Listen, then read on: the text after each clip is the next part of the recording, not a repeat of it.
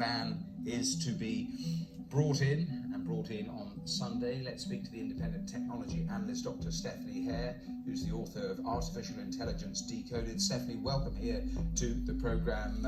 Very, very interesting, just those early lines from the Supreme Court justices, because you have two absolutely fundamental things going on, a collision of First Amendment rights and a government's security concerns. And as so many analysts have predicted, it is the national security concerns that have trumped the First Amendment rights.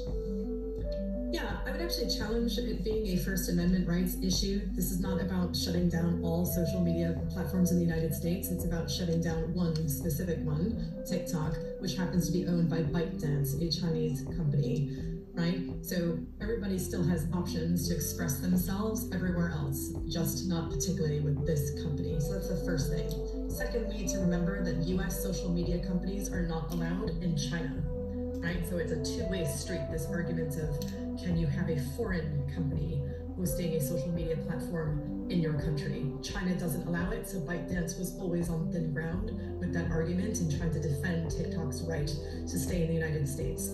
So what happens next? Now, we are looking at this national security issue. President Donald Trump would like to find a way to protect TikTok, but he's in a bit of a jam. Why? The law that was signed last year, put forward by Congress and signed by President Biden, was a bipartisan law. That means it had support from both Republicans and Democrats. They think it's a national security risk.